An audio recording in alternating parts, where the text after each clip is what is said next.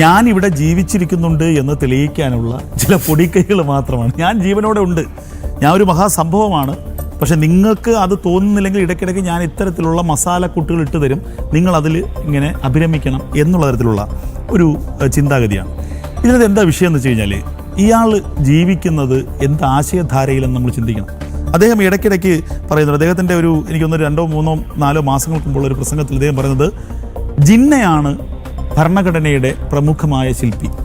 അതായത് അംബേദ്കറിന് ഭരണഘടന വിഭാവനം ചെയ്യാനുള്ള ഏറ്റവും വലിയ ചാലകശക്തിയായി വർത്തിച്ചത് നെഹ്റുവോ അല്ലെങ്കിൽ ഇന്ത്യയിലെ ഏതെങ്കിലും നേതാക്കല്ല, മുഹമ്മദ് അലി ജിന്നയായിരുന്നു. ജിന്നയാണ് ശരി, ഒരു അന്തർധാര ഉണ്ടാക്കി ചരിത്രത്തിലേക്ക്. അതെ അതെ അതെ അതെ. അപ്പോൾ ജിന്ന പറഞ്ഞു ഈ മനുഷ്യന് മാത്രമേ ഇത് കഴിയൂ. അത് അംബേദ്കറിനെ അടുത്തറിയാവുന്നവർക്കും വായിച്ചവർക്കും അറിയാം അംബേദ്കറിൻ്റെ കേപ്പബിലിറ്റി എന്താണ് എന്നുള്ളത്. അവിടെയും ജിന്നയെ കോട്ട് ചെയ്യുക, ജിന്നയാണ് ശരി. അപ്പോൾ എൻ്റെ ചിന്ത എന്ന് പറഞ്ഞത്, മുഹമ്മദ് അലി ജിന്നയിൽ അഭിരമിച്ച് ജീവിക്കുന്ന ഒരു വ്യക്തിയാണ് ഈ പറയുന്ന സണ്ണി. ആ സണ്ണിയുടെ മറ്റൊരു ചിന്ത എന്താണ്? സണ്ണി ജനിച്ചത് ഒരു വിശ്വാസ പ്രമാണത്തിൻ്റെ അടിസ്ഥാനത്തിലാണ്, ഒരു മതവിശ്വാസത്തിൻ്റെ അടിസ്ഥാനത്തിലാണ്. അത് ഹിന്ദു വിശ്വാസമാണ്. തൻ്റെ താല്പര്യങ്ങളും തൻ്റെ സ്വകാര്യമായ കാര്യങ്ങളും നിർവഹിച്ച ശേഷം അദ്ദേഹം അവിടെ നിന്ന് ഒറ്റ ചാട്ടമാണ് ക്രിസ്ത്യാനിറ്റിയിലേക്ക്. അവിടെ കൊണ്ടും തീരുന്നില്ല, ഇതൊന്നും പുള്ളിക്ക് ഇപ്പോൾ മതിയാകുന്നില്ല. അദ്ദേഹത്തിന് ഇനി അതിനപ്പുറത്തേക്ക് ജിന്നയിലേക്ക് എത്തിപ്പെടാനും അവിടെ നിന്ന് ഹൂറികളുടെ അടുത്തേക്ക് പോകാനുമുള്ള വ്യഗ്രത എന്നാണ് എനിക്ക് തോന്നുന്നത്. അപ്പോൾ അതിനുള്ള ചില കാര്യങ്ങളിലേക്കാണ് അദ്ദേഹം എത്തിപ്പെടുന്നത്. ഇത് ഏറ്റവും വലിയ കാര്യം. സാറ് നേരത്തെ പറഞ്ഞതുപോലെ നിലപാടുകളെന്ന് പറയുന്നത്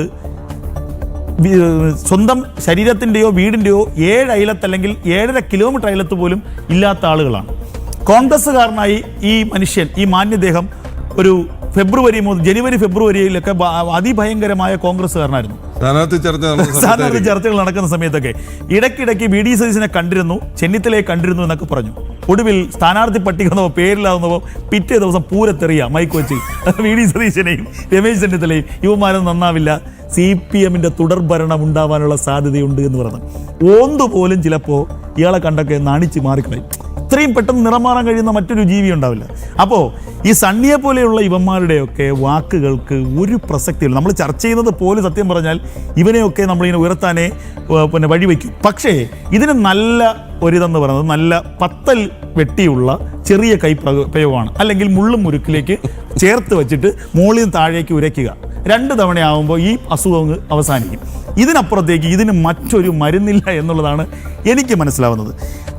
അതുകൊണ്ട് തന്നെ ഇത്തരത്തിലുള്ള, ഞാൻ നേരെ തുടക്കത്തിൽ പറഞ്ഞതുപോലെ, ഞാനിവിടെ ജീവിച്ചിരിപ്പുണ്ട്, ഞാനൊരു മഹാപ്രസ്ഥാനമാണ്, എന്നെ ഇടയ്ക്കിടയ്ക്ക് നിങ്ങളൊക്കെ ഓർക്കണം എന്ന് പറഞ്ഞിട്ട് ഇത്തരത്തിലുള്ള പുലഭ്യം പറച്ചിൽ നടത്തുന്ന ഇവന്മാരെ കൈകാര്യം ചെയ്യേണ്ട സത്യം പറഞ്ഞു കഴിഞ്ഞാൽ ഹിന്ദു വിശ്വാസികളാണ്.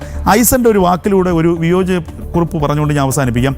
അതായത് ശബരിമലയിൽ നേരത്തെ അങ്ങ് പറഞ്ഞതുപോലെ ചില അടിമകളാക്കുന്ന ചില കാഴ്ചപ്പാടുകൾ എന്ന് പറയുന്നത്, ശബരിമലയിൽ അയ്യപ്പൻ നൈഷ്ഠിക ബ്രഹ്മചാരിയാണ്, മാളികപ്പുറത്തമ്മയെ കാത്തിരിക്കുന്നു.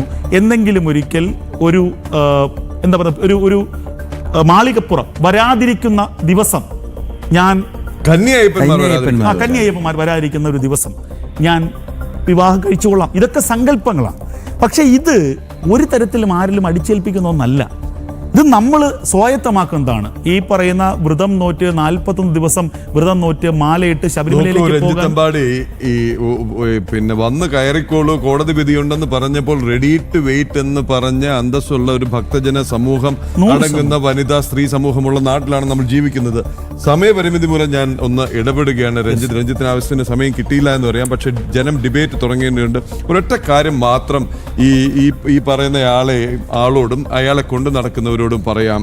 നല്ല വിവരമുള്ള, നല്ല ഭാഷാ സമ്പത്തുള്ള, നല്ല പഠനവും വായനയുമുള്ളവർക്ക് വാഗ്ധോരണി ഉണ്ടാകും.